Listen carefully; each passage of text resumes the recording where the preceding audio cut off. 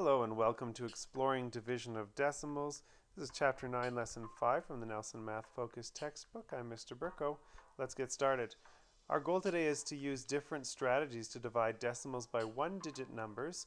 I've got a picture of a fish market because our character Amaru has bought 3 salmon at a fish market, and he's going to divide them amongst family members who are in turn going to divide those into other divisions. So we're going to hand off this 17.5 kilogram salmon to a family member who's going to divide it into 5 parts. Now, I'm going to ask you to do some of these on your own as well, at least think about them, maybe not get the pencil out exactly, but I definitely want you to think about them, so pay attention, because after this I'm going to ask you to think about how you would do it and with the other 2 salmon. So 17.5 doesn't divide by 5 very nicely, but 15 does, and so if I were to divide 15 by 5, I have 2.5 here left over from my 17.5 that I'm going to have to hang on to. Let's divide them into 2 parts. 15.5 divides by 5 nicely. It equals 3. And 2.5 we're going to put over here, and that's the same as saying 25 tenths. Now 25 tenths divided by 5 equals 5 tenths, because that 25 divided by 5 equals 5. The 10 we don't divide, we just keep that on the bottom.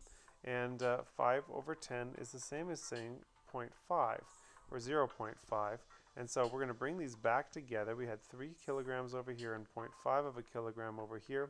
3 plus 0.5 equals 3.5 kilograms. So that means exactly 5 parts of 17.5 is 3.5. Your turn. I'm going to ask you to take a look at this 3.51 kilograms, and I'm going to say you can go ahead and estimate it, and I would like you to divide it into 4 parts. Think about how you would do that. Remember in our last lesson some things we did with estimating. Don't forget to use your improper fractions. Pause the presentation and think about it. I'm not asking you necessarily to get the pencil out, but I definitely want you to think about it. Welcome back. You might have noticed that 3.51 is close to 3.5. That might help you a little bit, but 3.5 is also close to 3.6, which, knowing that we have to divide this into 4 parts, that may help us, because 3.6 is the same as 36 tenths.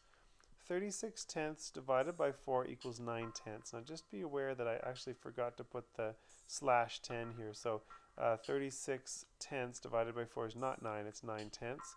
9 tenths is the same thing as saying 0.9 kilograms per person. So in other words, you would divide 3.51 into 4 parts and you would get 0.9 kilograms, but approximately. That's not an exact number. For the last fish, I'd like you to divide that by an exact number. I'd like you to think, using a place value chart, how would you divide that exactly into 2 equal parts? Alright, I would like you to pause the presentation and I'd like you to think about it. If you want to get the pencil out, you can go ahead and draw that, but just give it some thought. Welcome back. Let's see if you did this the way that I did it. I've represented the number on a place value chart. There's 5 ones, 4 tenths, 5 hundredths, and 4 thousandths. And I'm going to see that this can't be divided by 2. You can't do that evenly. This you can, this you can't, and this you can. So let's suppose I took one of the ones over here and put it over into the tenths section.